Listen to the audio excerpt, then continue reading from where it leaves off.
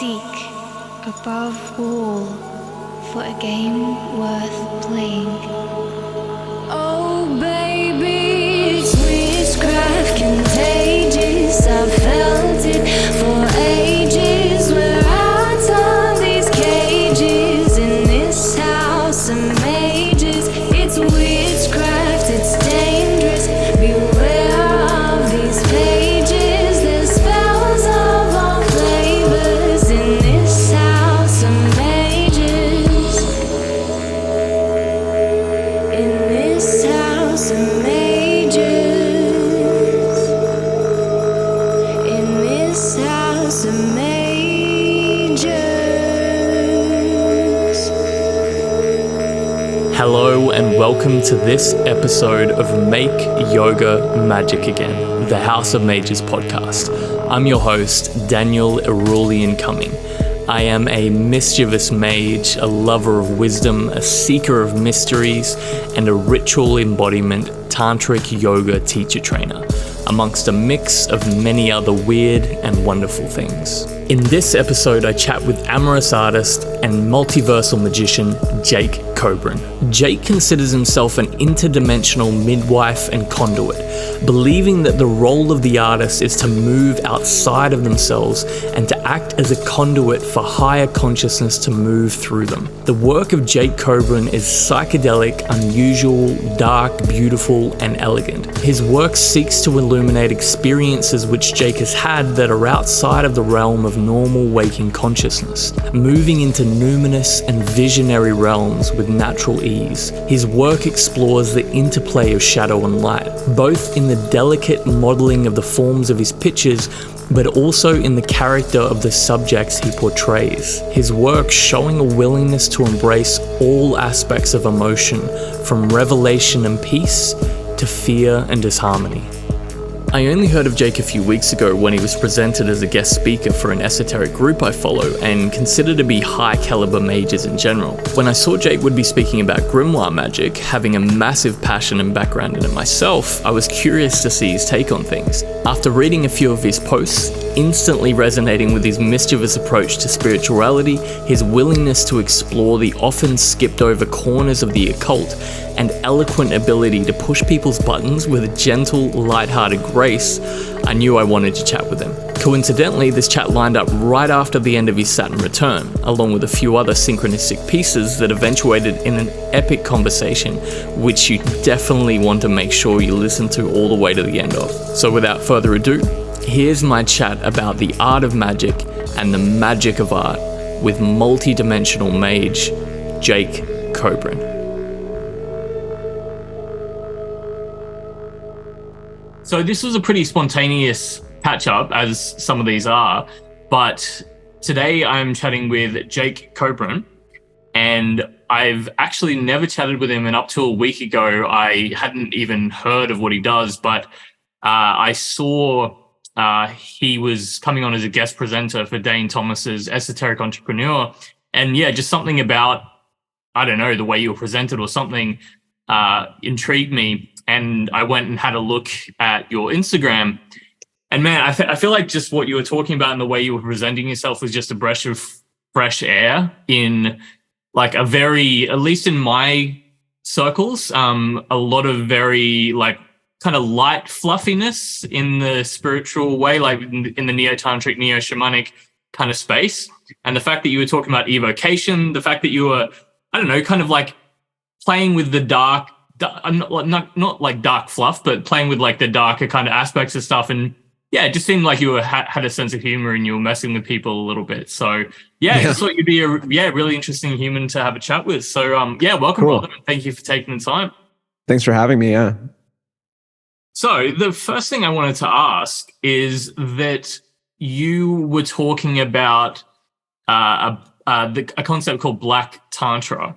Mm-hmm. And you were starting to, well, I don't know how far you are in it, if you're already started it or you're starting to put it together, a course that you were doing. And yeah, you mentioned a few things in it that intrigued me. One, that you're talking about evocation, which, you know, if anyone knows my history of magic, that's how I started with evocation and kind of grimoire-based magic. And also that the feedback you seem to be getting from people on it was that it was freaking people out a little bit. But I love that you kind of had a sense of humor about it. You're like, guys, I'm just like pushing the marketing here, and I'm just, so I'd love to talk about, how you got into magic, how you got into entrepreneurship. You're an artist as well, I see. And like how you can navigate a world that is often still very much in like a Christian Catholic mindset when it comes to the darker side of these kind of paths. So a lot of different questions in one, but. Well, I think that people project a lot of fear onto things that they don't totally understand or have a lot of firsthand experience with, and that the solution to dissolving any fear when it comes to anything is just to kind of go into it and actually see what's there. So having done some forms of evocatory magic myself and worked a bit with grimoires and things that people tend to consider more the dark side of spirituality or the dark side of magic, and having had nothing bad happen as a result of that, and there being no like negative consequences that I've personally experienced from that, it's made me realize that a lot of the fear that surrounds these practices comes out of superstition and isn't really founded on anything. Not to say that in certain cases it couldn't be dangerous or to certain people, but at least in my experience, there wasn't anything that was particularly to be afraid of. So I like to just kind of put stuff out there that I think is going to provoke some of those fears, because it's a way of just showing people what needs to be looked at, like where there's light to be shown onto certain dark places that exist in people's psyche. And I'm pretty fortunate. I didn't grow up in a religious household. My parents were pretty agnostic. And I think that the fact that I didn't have really religious conditioning is what has allowed me to look at this stuff and not be freaked out by it. Because one thing that I hold pretty close to my heart is I don't really look at my subjective experiences that I've had through my explorations into magic and spirituality and shamanism and all these different things as being objectively real. I've had really powerful experiences, but I think that it's all within the play of perception. And I can't necessarily ascribe too much objective truth to anything that I've experienced, whether that's like something results oriented with magic, or those are encounters with beings, or whatever these kinds of strange experiences that I've had. I can't really say that those are necessarily real. I can just say that subjectively, I've had those experiences, so I'm not trying to carve myself deeper into some kind of reality tunnel. I'm trying to use these experiences as a way to liberate myself from any assumptions of reality, and I think that people get into trouble when they start to really, invest too much reality into these things, and then also to consider themselves experts based on other people's subjective experiences. Like if people have a subjective experience of performing some kind of magic and something bad happening from that, cool, that's like their subjective experience. That's data for them to draw upon in their own personal practice. But to then insist that that's the way for everybody is not helpful, because I believe in the relativity of each person's experience, of each person's neurology, of each person's practice, and that people need to explore things for themselves, discover what does and doesn't work for them, or has value for them, or meaning for them, and what doesn't, to like discard that. But I don't want to be too like, people I guess want a rule book or something, but magic, if it's good magic, will take you places that no one's ever been before, where you're like out in the unknown and there's no rule book for that, and you have to figure it out yourself through your own direct experience and whatever. But people want to be told like, oh, just do it like this and this will happen, but it doesn't really work that way. Yeah, because it is more like, was my understanding, like there's a science too. There's certain processes that you can do that work, but it's essentially it's an art. And with art, you can't just add the pieces together and expect to come up with the same thing, because I feel like human consciousness is such a variable that even if you're doing the exact same thing step by step, like we're always in a different state of being, in a different state of operating. And there's a few things that you said I want to touch on, because I think a lot of people don't actually ask what we mean or what each other mean when we say certain words, like the word real. Like what does real mean? And even the word bad, right? Because for instance, when I first got into magic, I had someone give me a few books, and he said he worked with Evocation, and he said he practiced it and his whole life fell apart. He's lost his partner, he lost his job and all that sort of stuff, and told me like, stay away from it. He's like, here are the books, but I would definitely stay away from it because I tried it and everything went bad. So that kind of like prompted me to look into it even more, because I was like, oh, I'm really interested in this. But what I've found over time is that magic, it's interesting that people think of magic as like a hack to make your life easier. But in my experience, like magic is just all about like making yourself uncomfortable to grow. And I think looking back at that now, maybe the magic was starting to work by removing things out of his life. Yeah. But he didn't go to the next step. He just saw it as like, oh, it's just like tower card moment, right? Like clearing out the old, but didn't keep moving forward. And so, yeah, do you notice that in your own life and other people's, where using magic, often you need to create space first for other things to come in, and people's tendency to focus on the negative and label it as bad and evil? Do you find that? Sure. I mean, I've like consciously worked with archetypes like Kali to upend and destroy and remove things in my life. But I think that'll happen in life, whether you're doing magic or any spiritual practice or not. I think that's just part of what life is. You know, almost every tradition or religion has this concept of the three-part God or the three-headed God, which is essentially the force of creation, which would be Isis, the force of generally it's either maintenance, in some cases it's also destruction. So that maintaining force or destructive force, which is Apophis, and then rebirth or the regeneration, which is Osiris. So that's the process that every thing goes through, right? We see those cycles in nature, but they occur also within our own life. And so, yeah, things die. That's uncomfortable. It's not always pleasant. But things also are reborn. You know, in that process of birth, maintenance, death, and rebirth, that's the cycle of life. You know, and yeah, that exactly. happens whether you're doing magic or not. And I think that people oftentimes just don't accept that is life. You know, that death is a part of life. We're going to lose everything. Like, that's the truth. You know, no matter what you know, your idea of success is, even if you achieve that ultimate success, you're going to lose everything. Like, you're going to die. Everything in your life is going to fade away at some point.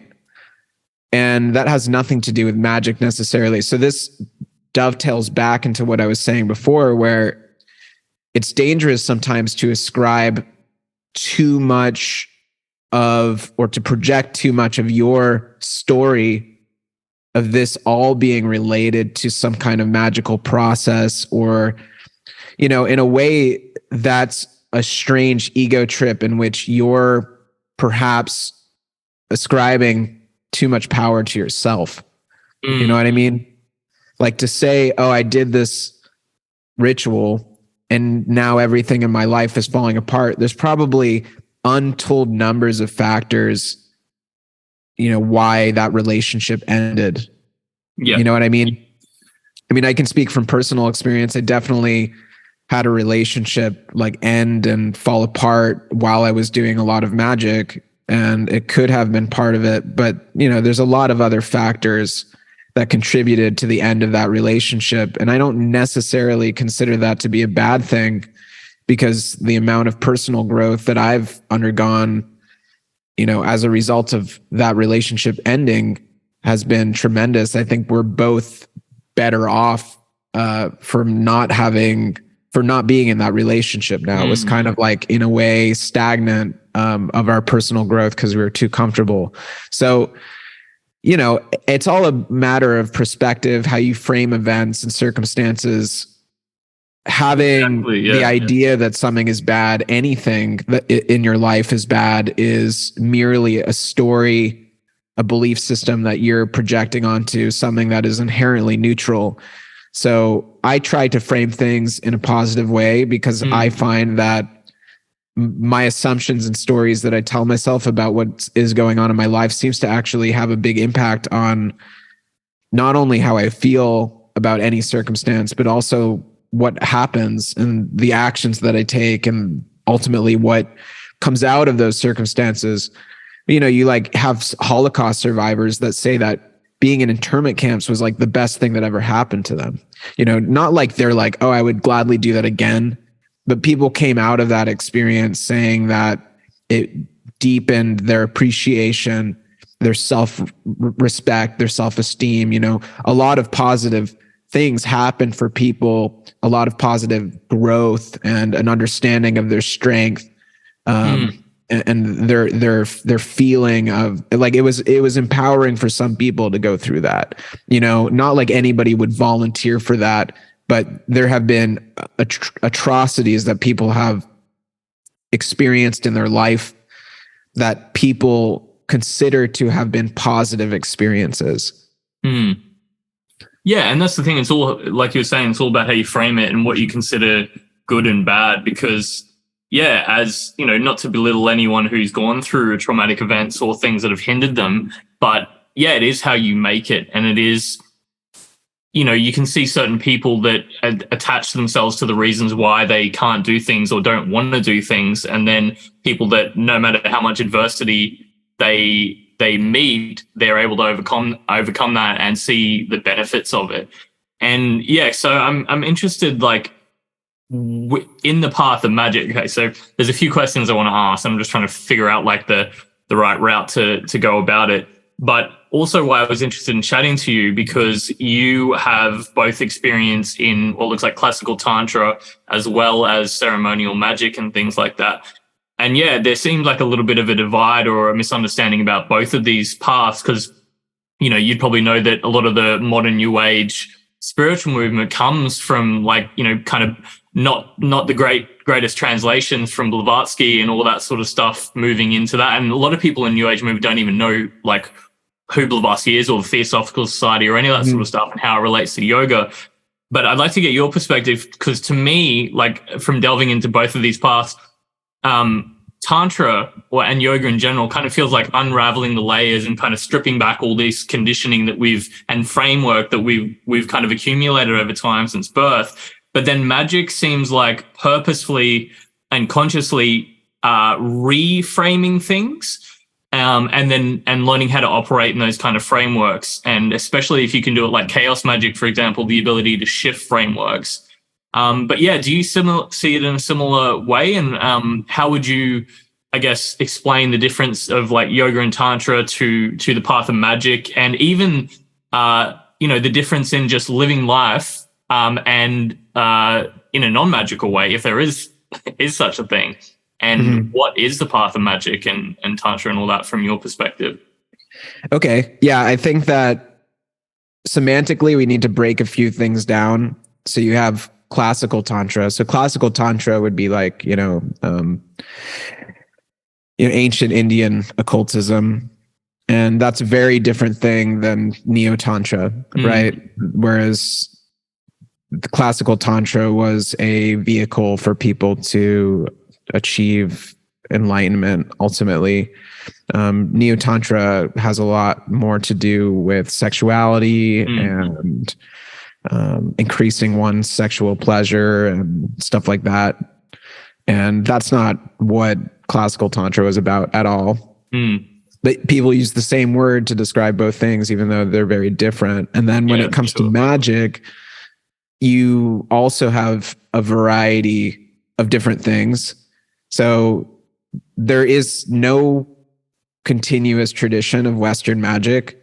And that's just given the fact that due to the Church Inquisition, due to, you know, the burning of the Library of Alexandria, due to a lot of lost artifacts and things needing to go underground, whatever, there just isn't, you know. So we have a lot of different things that are considered magic that have different intentions or different, they're vehicles with different purposes. So you have like the Grimoire tradition, and the Grimoire tradition is mostly about, you know, affecting specific change to gain certain results, mostly through the use of evocation.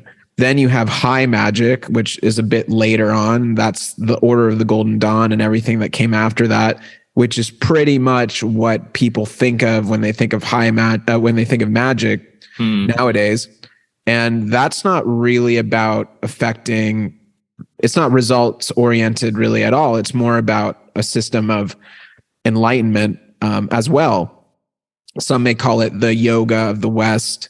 And then you have chaos magic, which is kind of a completely stripped down version of the old grimoiric forms of magic, which is also results oriented. It's mostly about like achieving some kind of change in your reality.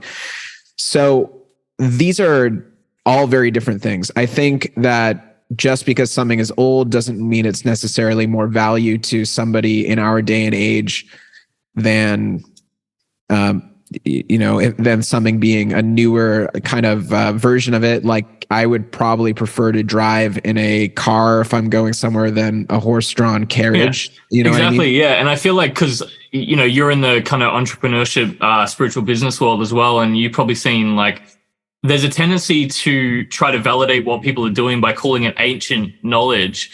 And especially like what I see most of is UPG based ancient knowledge where, right. Yeah, it's like there's no historical evidence of these kind of things ever existing, but through just saying that it was a download and through the UPG, like there's not really much people can say. But I think the biggest thing is, like you said, it doesn't really matter if something's old. You know, anything good should be constantly improved upon. And yeah, and so like, do you find that as well, that people are trying to justify what they're doing by labeling it or marketing it as like an ancient download, and why people feel the need to do that? Well, yeah, I think most people who are teaching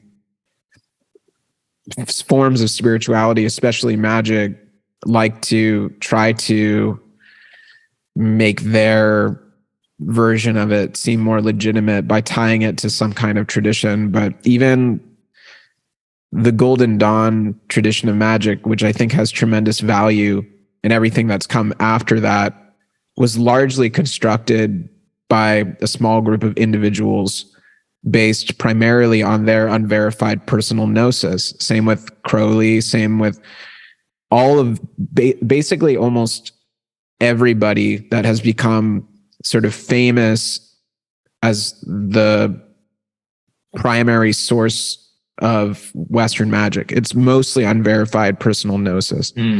So I think anybody's personal experience is as valuable as any of theirs. Not that I haven't been inspired and also educated by those sources, but it doesn't make them intrinsically more valuable than anybody else and what they're sharing.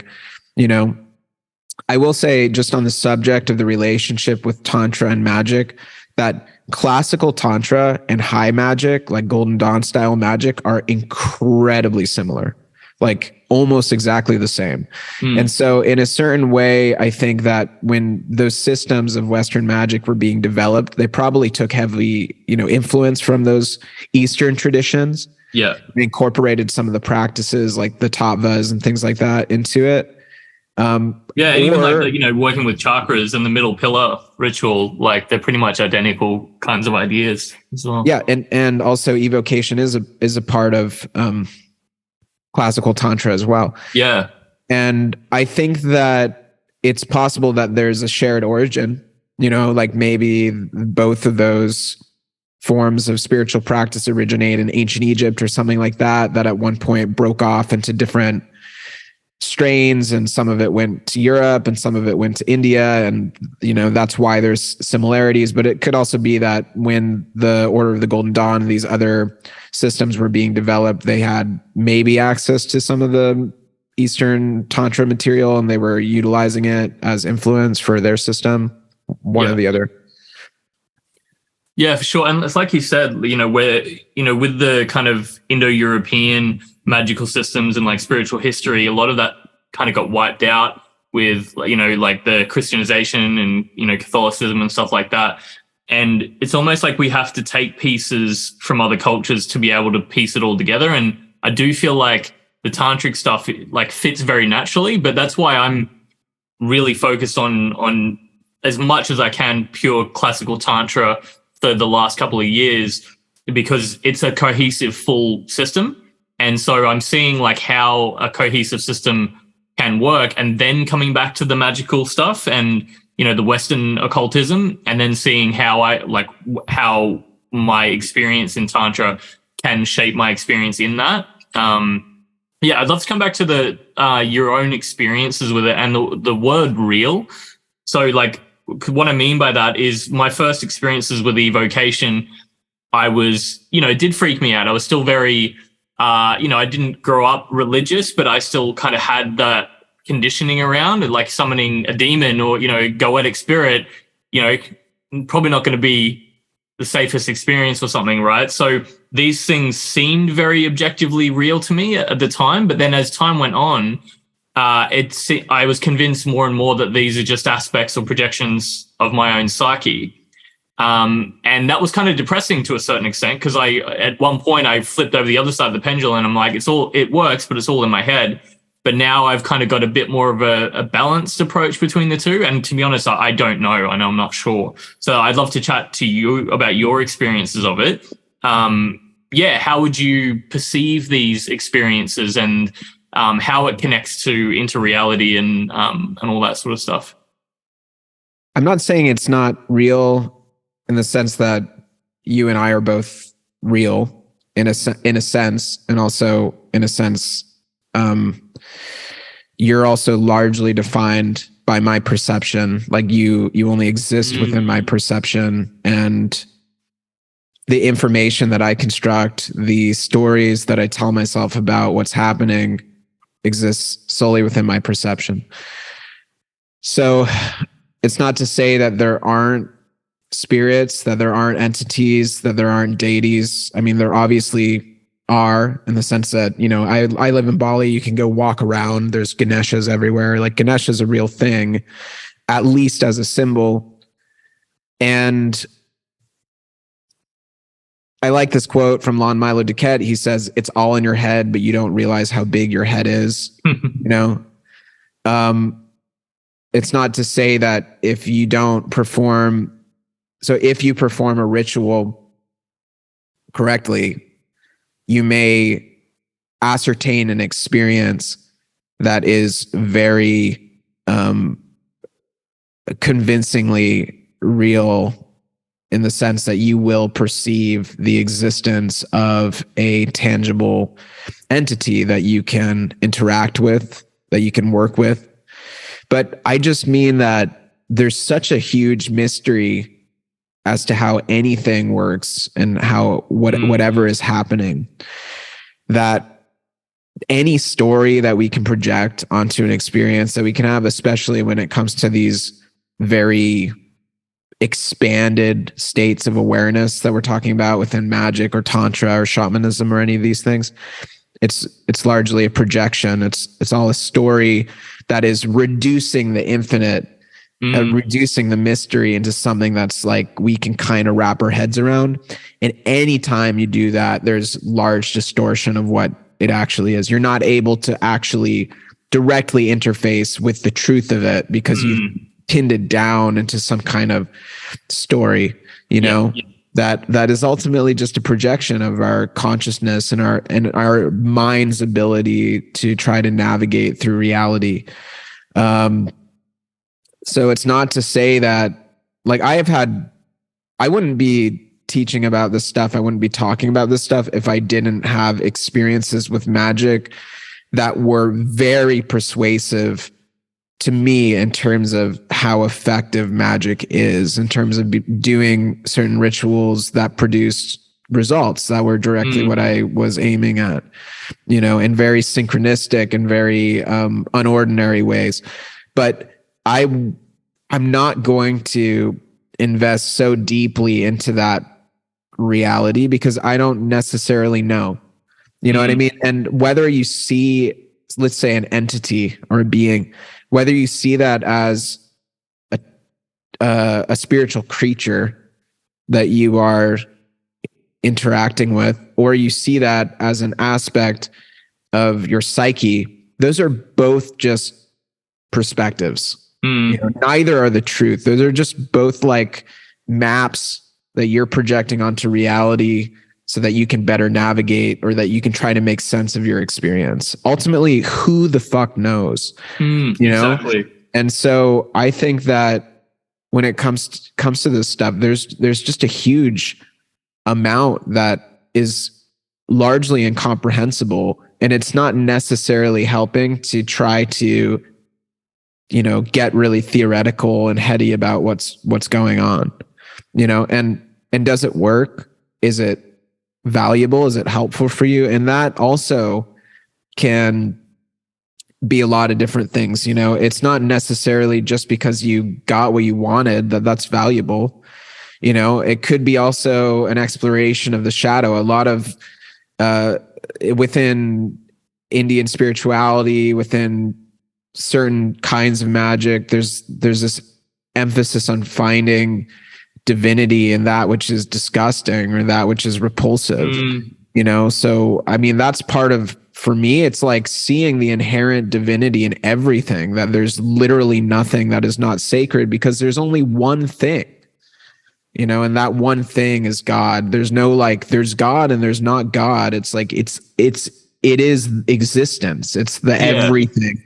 And that's what I'm really trying to encourage is people to see more things non-dualistically, and that's kind of like the lineage of like Tantra that I follow, non-dual Shiva Tantra. And the idea that, and I like the consciousness only model as well, because I feel like I'm always, I guess, looking for models that can encompass other systems as well. So like what you were talking about, that everything's filtered through our own perception and it's the stories around it.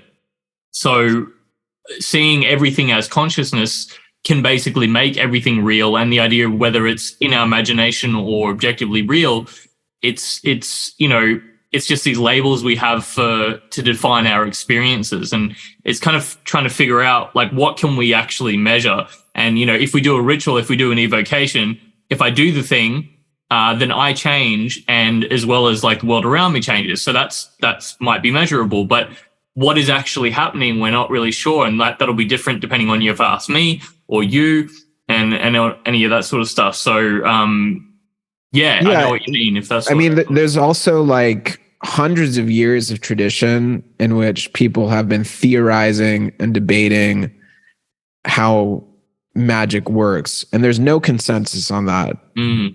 There's people that are like, it doesn't work. It's bullshit. Cool. Great.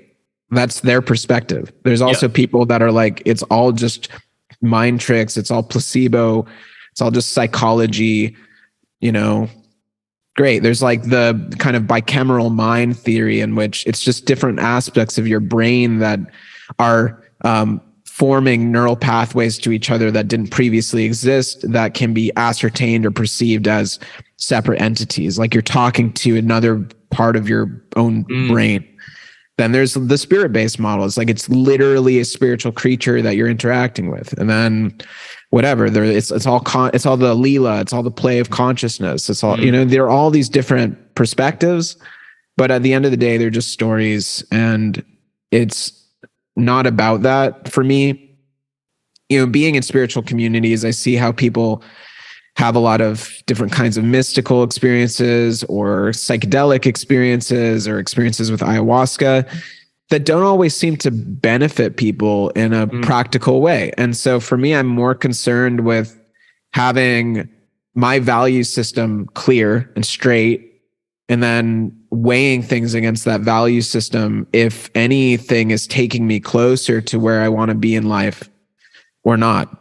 And to see people sabotage professional or business opportunities or whatever as the result of certain mystical experiences that they have, to be flaky and unreliable, to make excuses, or to have stories as to why they can't perform based on their word due to some kind of ayahuasca experience or something. To me, that is not helpful. That's not beneficial. And I see that a lot in spiritual communities. So I'm just careful to try to stay as centered, balanced, and grounded in kind of my present moment experience, and try to actually be out of my head as much as I can be, than to let myself get like all paranoid and swept away by any kind of experience that I have. And this is I think this is really important as just kind of like harm reduction. If you're going to be engaging in any of this stuff, if you're going to be doing psychedelics, if you're going to be working with ritual and magic, especially when it comes to working with these kinds of things like evocation or sex magic or, Tantra. I mean, these are like really high octane stuff. These are like extremely consciousness altering practices. And if you're going to be a psychonaut, if you're going to be going into these high octane consciousness altering practices, you need to have a foundation. You need to prepare your vessel. You don't just go into space without a solid spaceship and a spacesuit, right? Like, I feel like people are, really just trying to jump into the fireworks, and they want to have the like ecstatic experience, but their vessel isn't prepared. And I think that's why, like, I really try to encourage people to do yoga and like actual yoga with unpacking and like in seeing how everything works and seeing what belief systems and conditioning we have. Because you've probably seen the same thing. Like you were saying, people have these plant medicine journeys, or even just, in a like a neo-tantric kind of sacred sexuality container, they might have like a big, experience, but their nervous system gets overloaded. And then so they just revert back to their default, belief in whatever. And if they have something, that's where I hear a lot of the spiritual community, I've got like bad entities attached to me now, just from going into a container and all this sort of stuff. But they haven't like delved into what actually, because people think that they're not religious. People say, I'm agnostic, or, even atheist. And, there might be to a certain extent, but when they go into a traumatic situation, like I feel like the body reverts to that, almost like that childlike belief and whatever their default, because every human needs we have a belief system, you know what I mean? So my question for you would be like, how do you approach that with people? Because I think a lot of the people in the spiritual community, they're trying to make progress really quickly, but they seem to pendulum swing. So they end up going like super, super excited about this thing, and then they swing to the other side and then swing to the other side, and end up with like absolutism and all that sort of stuff, and super unbalanced. So like, how do you help people to prepare for these experiences and to make this experience sustainable for them? So they,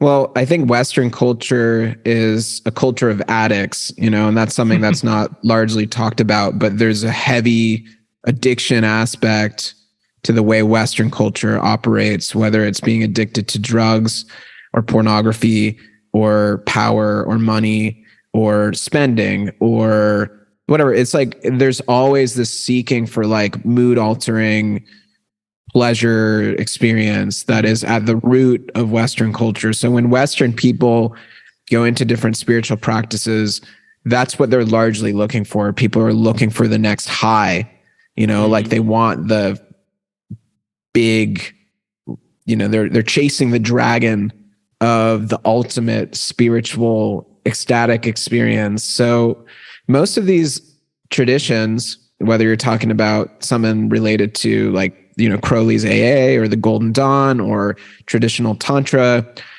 the initial practices are largely quite tedious and kind of boring. They don't give you that rush, but it's not about that. Most of the initial foundational practices are about tonifying and strengthening the nervous system, right? Which is kind of boring most of the time. If you're just going to sit there and literally do nothing, or like a Vipassana meditation practice, something like that, these types of practices are highly beneficial. They're not necessarily pleasant. They're not necessarily fun, and they're not necessarily that exciting, but it's really about doing the tedious, boring work to get to a point where you can actually strengthen your nervous system, so that when you encounter these really high powered, high octane, ecstatic experiences, whether that's, all of the different methods I already named, but psychedelic, shamanism, sex magic, whatever, like, you can handle it. It's not going to fry your circuits, and that also, I think, comes from experience.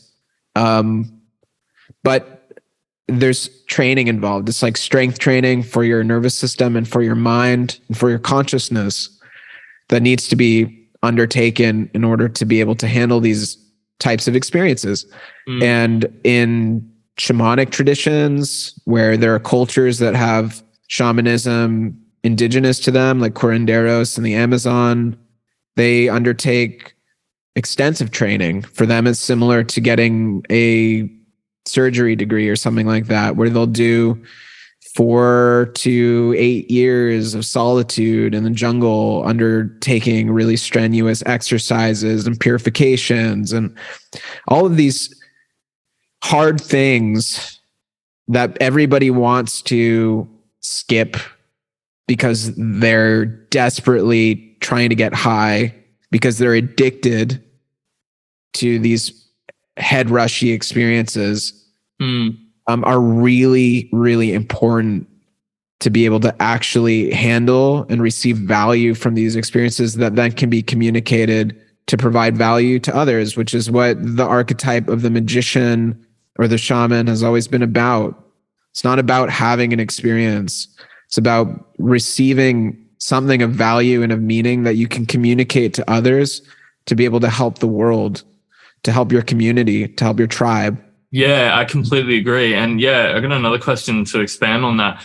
How would you approach, because what I see happening a lot is that, the real stuff takes time. And like you said, it's a lot of people don't have the willpower or even the desire to commit that kind of time. But not only that, like, they're also up against all this other marketing that promises, healing all your trauma in one session. And, like, all these coaches and, events that are promising the big bangs in a small amount of time. And then what, and some people might get it if they're ready for it, but what happens more than not is either they don't get it and then they label it all as bullshit, or they do get it in a certain way, but it fries their nervous system. And so they label it as bad and evil and, end up probably having to go through more therapy because of it. So it's like, once people experience why it's important, that might help. But, is there a way to, I guess, like, market to people in a way, like, I know marketing sounds bad, but like, how do we get the message across to people that how important it is to actually do to not cut corners? How do you approach that? I think people really shouldn't trust anybody in our climate when it comes to spiritual development. I think that, we're in a capitalist society that isn't really grounded in any moral values, in which most people are just sort of taking advantage of other people, exploiting people, lying, and it's rampant within the spiritual community. I came to that awareness through experience and through spending years and years in the spiritual community to be completely disillusioned by it. And that disillusionment process has been very beneficial to me.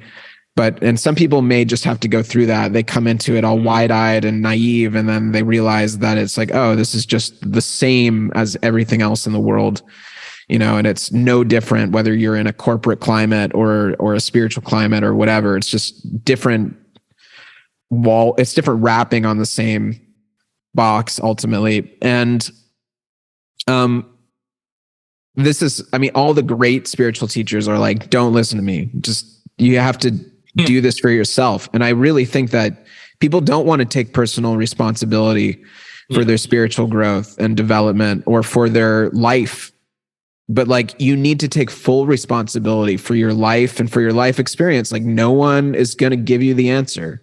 Yeah. No one has the quick fix. There might not be a quick fix.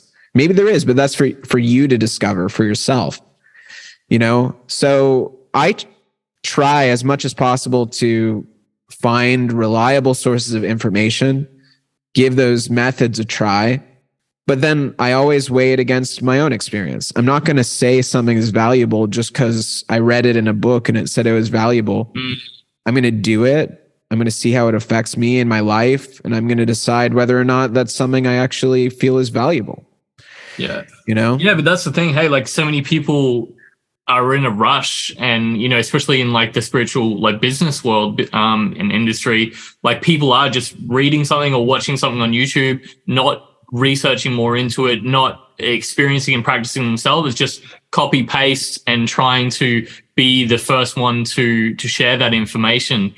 And yeah, it's just perpetuating more and more of that. And it's tricky, like, to combat, because I feel like the people who are actually doing the work and like doing the things, they're not, you know, one, they're not sharing as much because they're too busy, like, probably, you know, being in their introverted mad scientist mode, magician mode, and trying stuff out. But also they probably don't have a lot of the marketing skills and even some of the charisma and stuff like that other people do, because they've more so focused on that sort of stuff. And like you were saying, that, you know, people who I talk to that have done it for years, like, I've chatted to a couple of guys recently who are like old school chaos magicians. They're both in their 70s now, and they said, like, the older they get, the more they realize they just don't know. Like, it's kind of, and the people who are very sure about things, like, it's like that Dunning-Kruger effect type of situation where, like, a small amount of things, they're so sure, but, you know, I don't know if you've got the same thing, is like, as you go deeper and deeper and deeper into this, you realize that you don't actually know anything. And then magic seems to, as soon as you know something, like, it seems to sneak around the back. I feel like magic works in the gaps. Like, wherever I'm looking, magic isn't there. Like, I can, as soon as I turn my head, like, magic kind of slips behind me, and it's kind of, yeah, it's like mischievous that way. I mean, it all comes down to the existential angst of the predicament that we find ourselves incarnated into. Like, there are no rules or guidebooks as to how you should live your life. And the terrifying uncertainty and our vulnerability in existence is very anxiety provoking for people. So people are looking for their parent, you know, people are looking for the one that's like, oh, I know, just follow me. And there isn't anybody really who knows, you know what I mean? And so and people look for everything. People look to religion, people look to magic, people look to whatever to try to find their way, to be like, okay, cool, I found it. Now I can just relax. But it doesn't exist, you know? And so if magic works for people, great. You know, if that reduces their suffering in life, because also suffering is inherent in life. And I think that what you're talking about is largely people trying to find escape from reality. You can't escape from reality. Like, this world is a nightmare. I mean, it's also beautiful and it's fantastic, but I mean, there's a lot of, you know, ugly stuff about the world that you're not going to find like an escape from, right? It needs to be reconciled with on its own terms. You need to come to peace with that stuff. And you need to come to peace with the ugly aspects of your experience of life and your personality and your psyche. And, you know, people are ultimately just trying to avoid that because they're afraid of it, because it's, they can't handle it. And, you know, like, I think there's a lot of value in going into that and being able to just kind of be with that. Yeah. Even Nietzsche, like, talks about, like, how we all, you know, we need suffering of some sort, but, like, the magician's path is like learning what you actually value so much that you want to suffer for, because without the suffering, we don't have like long-term sustainable happiness, because if everything's too easy, we kind of get apathetic and get depressed ultimately. So we need some sort of struggle. Like, we may not want, horrible suffering. But there was like one of the earlier and most influential kind of mystery schools that influenced me was one called the Temple of Set, which I was really grateful to find a lot of their stuff. It was very like grounded logic. But like one of their kind of mantras was struggle and beauty. It's kind of like anything worth having, anything really beautiful is often beautiful because we have to work for it and we have to struggle for it. And I think people's dualistic point of view, and that's what we see. Like, so much you're talking about capitalism and consumerism, and that we're, more and more, like you see in cancel culture and everything, like anything that doesn't, feel good to us immediately, we're just trying to like put off to the side. And it's like trying to shove everything under the blanket to live in this like perfect, like foam room sort of thing. Yeah. Like, where do you think it's all? Do you think we're just going to keep pendulum swinging forever, or? I mean, same as it's always been. I don't think that the condition of humanity and how it relates to life is really any different than any other time in human history. People have always grasped after pleasant experiences and pushed away unpleasant ones. And I think that that's what you see because people can't handle discomfort. I think that the amount of material wealth and privilege that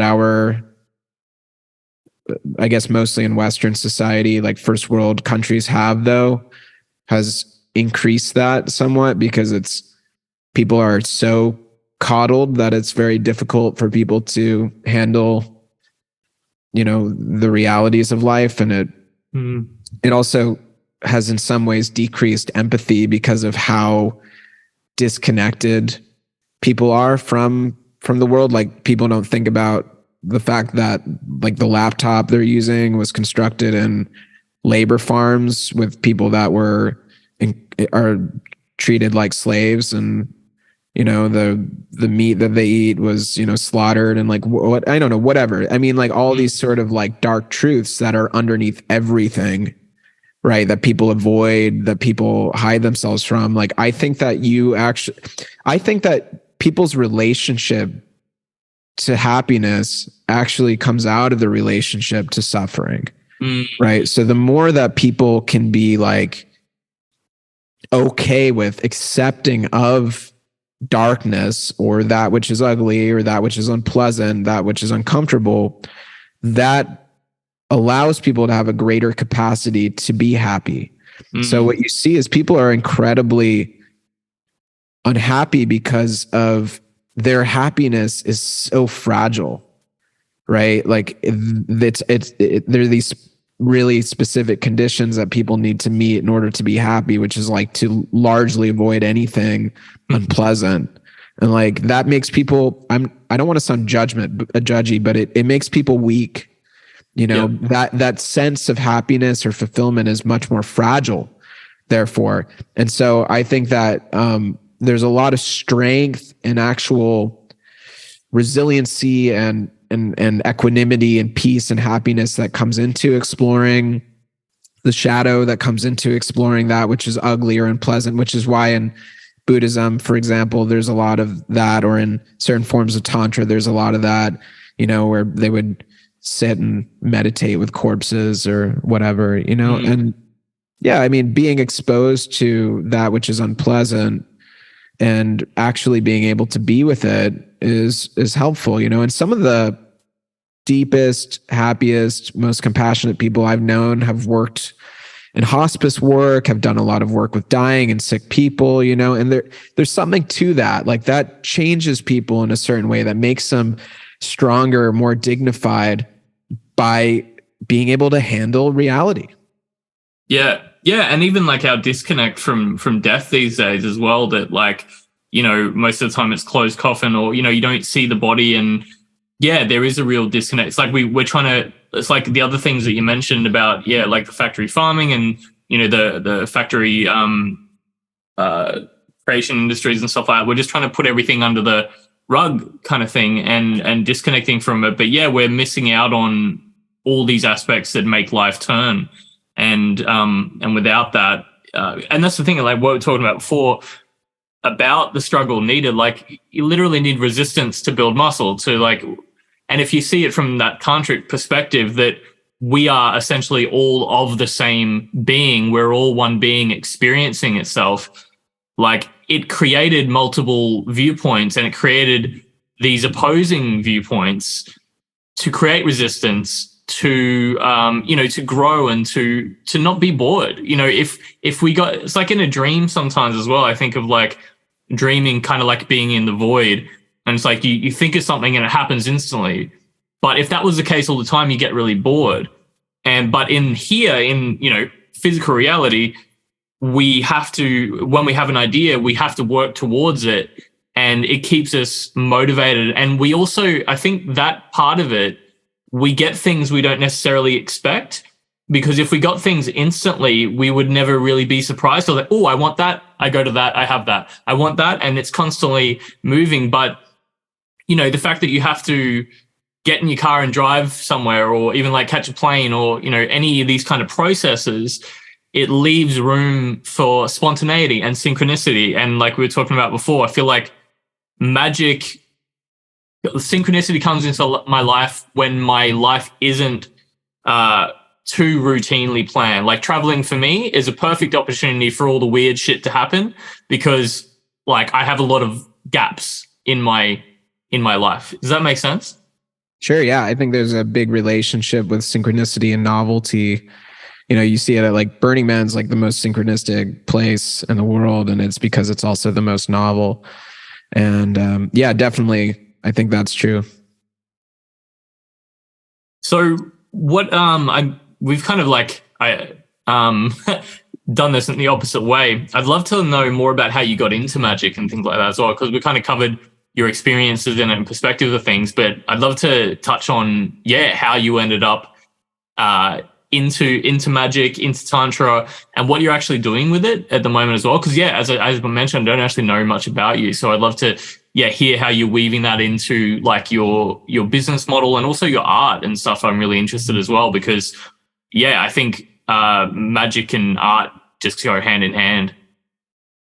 Well, I mean, I got into magic because I was a dramatic kid, because I'm a goth at heart, a romantic, and I was really into dramatic, dark stuff. Like I was super into black metal and these kinds of extreme forms of music when I was a teenager, and a lot of the musicians were into things like Aleister Crowley and into Satanism and stuff. And I actually went to the same high school that Anton LaVey, the founder of Satanism, went to. And so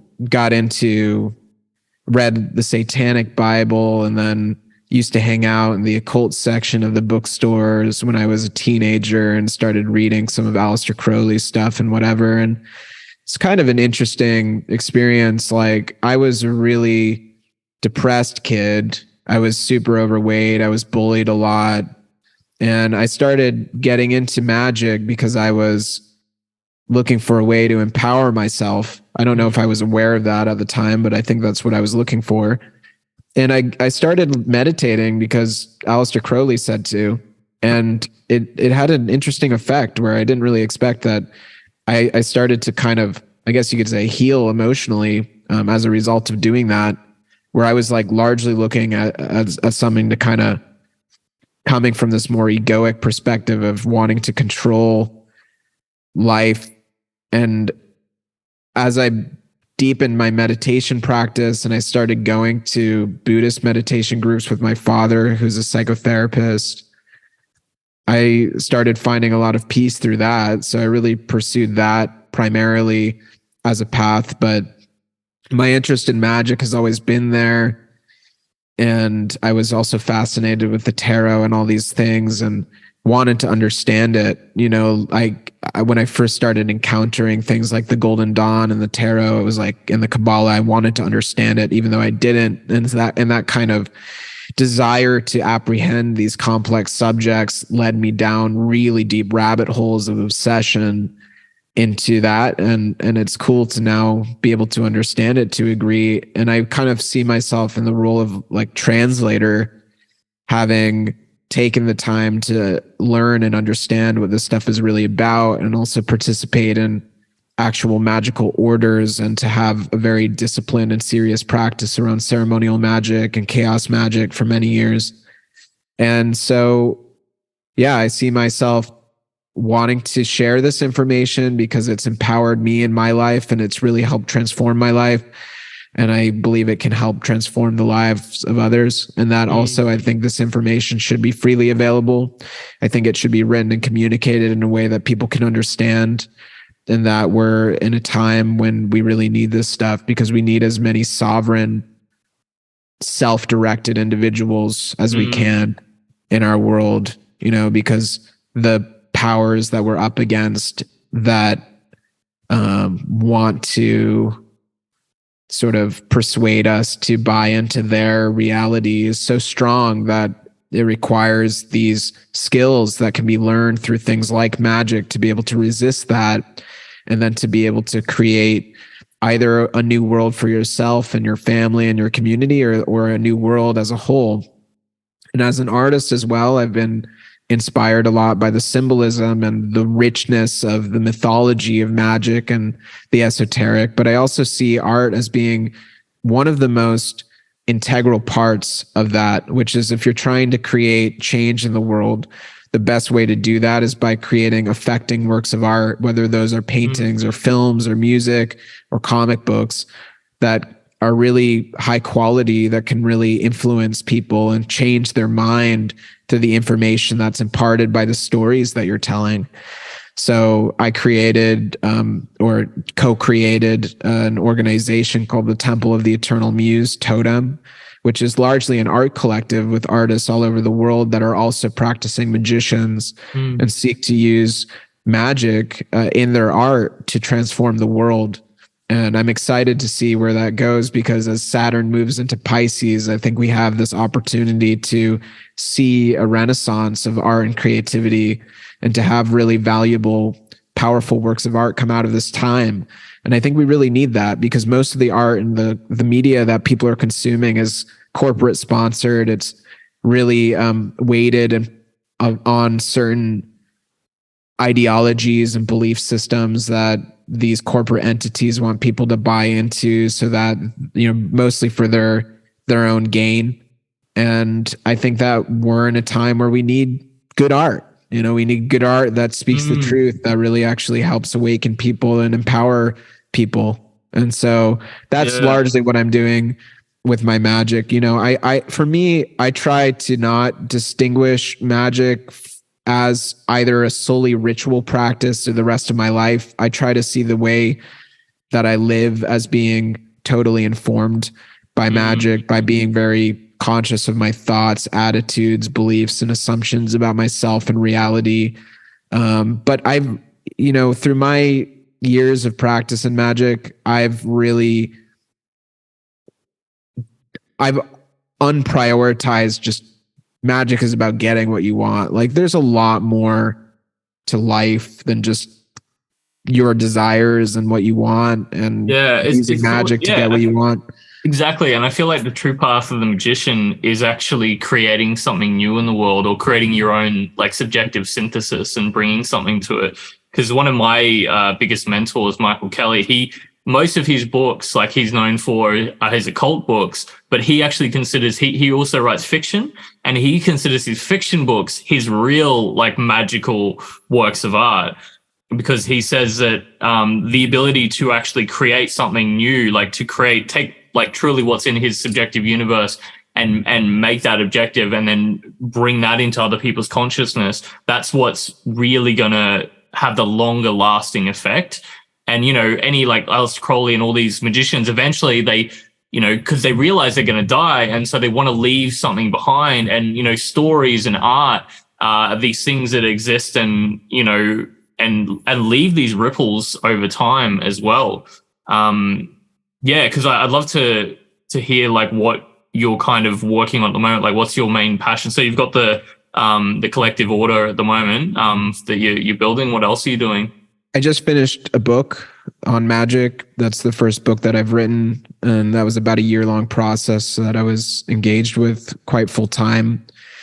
And that's being published by Llewellyn Publishing next Nice. year, and Amazing, so that's exciting.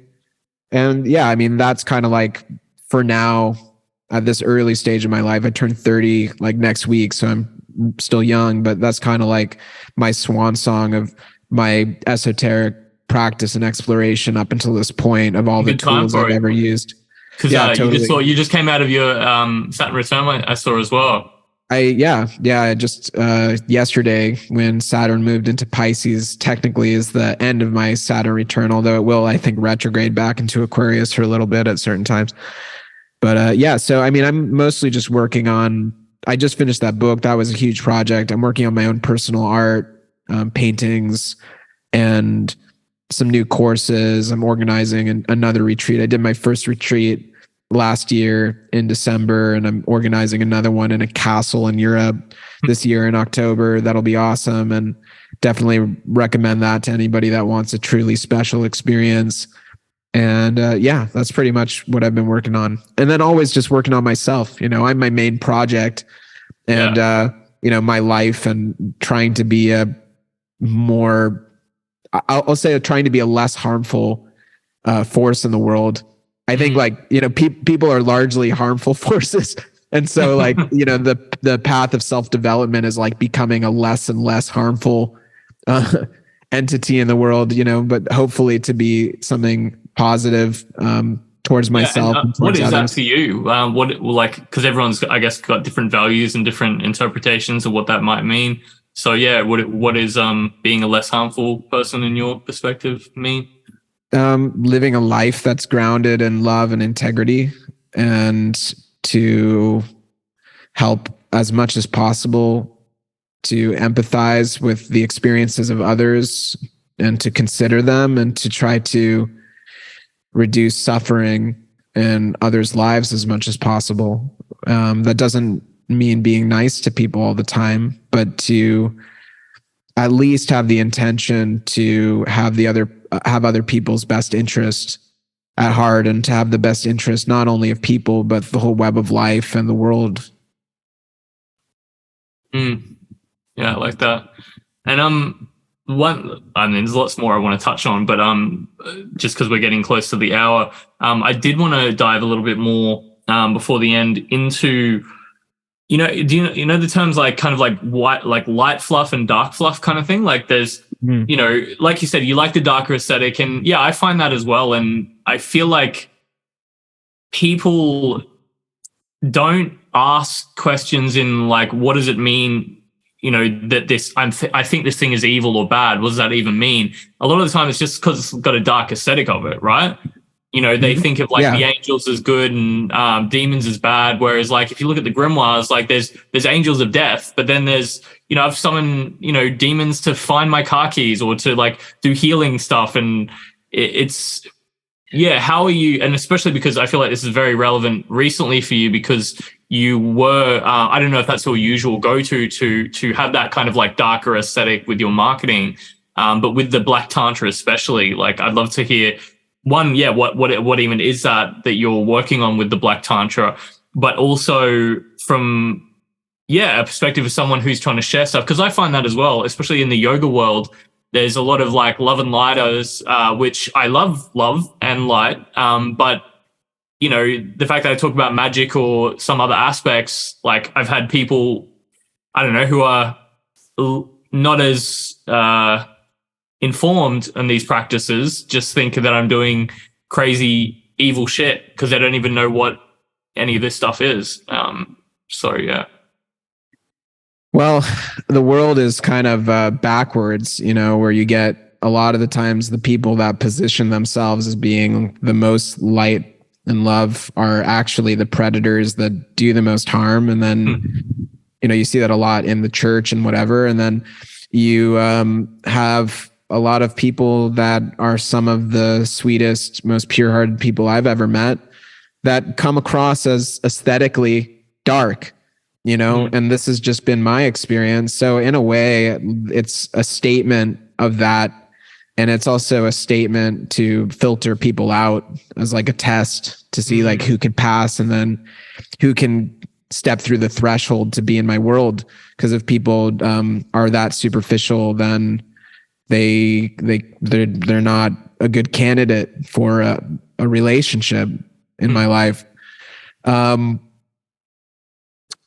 But yeah, and I mean, it started out as a joke, and Black Tantra is not really a thing in the sense of it's not like that's a real tradition. But what I'm referring to when I say Black Tantra is this is largely focused around your own desires and like your sovereign autonomy and what you want to do with this practice. This is for power, like it's not like Tantra, like, oh, we're healing our chakras. That's not what this is, and I'm not going to sugarcoat it and make it seem like that's what this is. This is for people that want to change circumstances in their life, that want to have more power to create the life that they want for themselves or the circumstances that they want for themselves, and for whatever reason, I guess due to Christian programming, that's seen as dark, which I don't consider that dark necessarily, because I think we all want the same things. Yeah.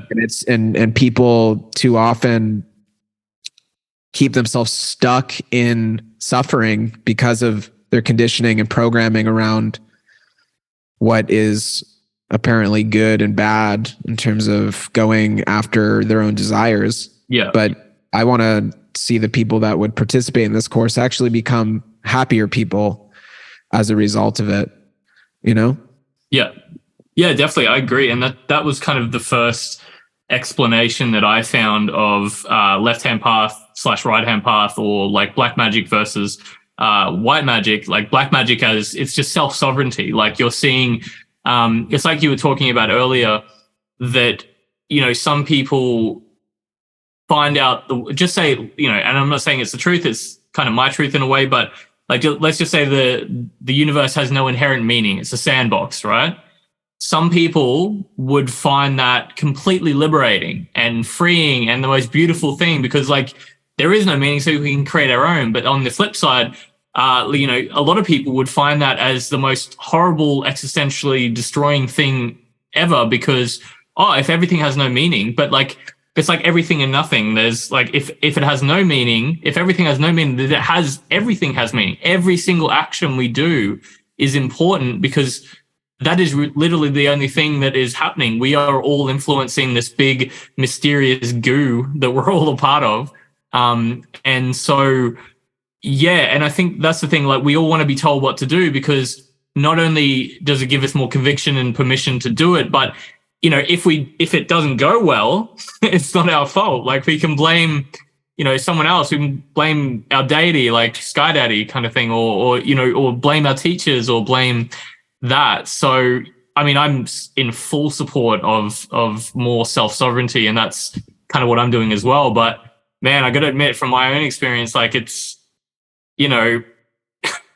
how's that going like so far? Because I feel like, I mean, I want to believe that it is for the masses, that self-sovereignty is for like everyone. But in my experience, like it's, that hasn't been the case. More so than not, people freak out at true self-sovereignty.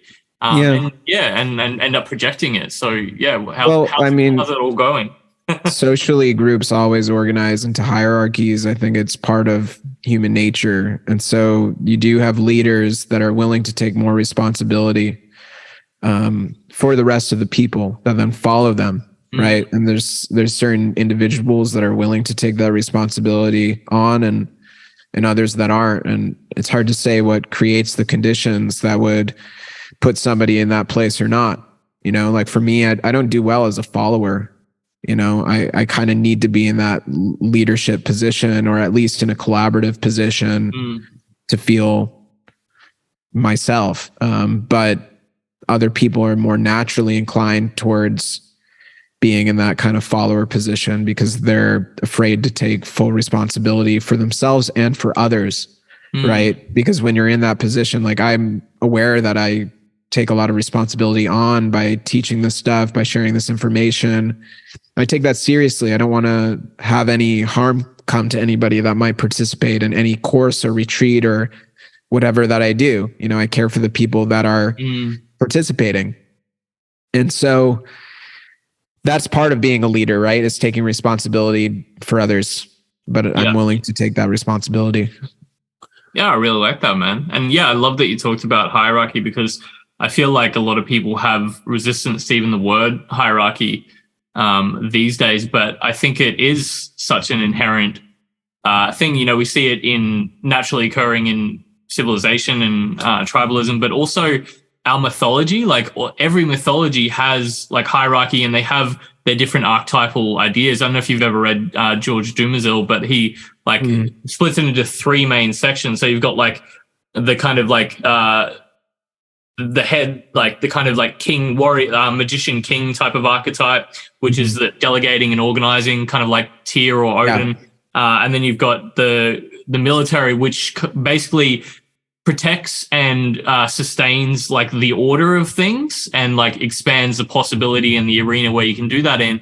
And then you've got kind of everything else, which is like the workers, the artists and all that sort of stuff. But it's not like a hierarchy as in one is less important than the others. Like they all interrelate. There's just less at the top because, you know, you can't have thousands of people delegating all the time. It's just going to be confusing. So you have less people at the top and then more. Does that make sense? Are you familiar with that kind of idea? Yeah, you see that a lot in different mythologies and spiritual systems. Even, you know, within the Western canon, you have like the monad, then you have different gods, and then you have different archangels, and then there's angels beneath those, choirs of angels, and then there's spirits and whatever. So yeah, I think that hives operate in that way. You see it in nature, and I think human beings operate in that way as well. You know, and communities sort of elect their leaders, or leaders are self-elected. It's hard to say, but it occurs in human communities as well. Yeah, cool. Well, bro, there's actually so much more I want to chat to you about, but might do a part 2 because that way we can lead into that. And because so in the second one, I'd love to get more into what actual like you mentioned that you're a part of some magical orders. If you're happy to talk about that, I'd love to delve into and even just some of the history of what actual practices, what authors, what schools of thought, what pantheons and stuff like that really influence you and what you practice. Because there's so much more I want to delve into. But as we just kind of like tail end this one, did you want to drop any other little last pieces into what everything we talked about, summarize, or what you're doing at the moment that people can get involved with? Well, you can follow me on Instagram, and it's where I will be launching all of my offerings. But if you're interested, I'm organizing this retreat in October. It's going to be a very limited space for people, but I think it's going to be amazing. And so it's in a castle in Europe?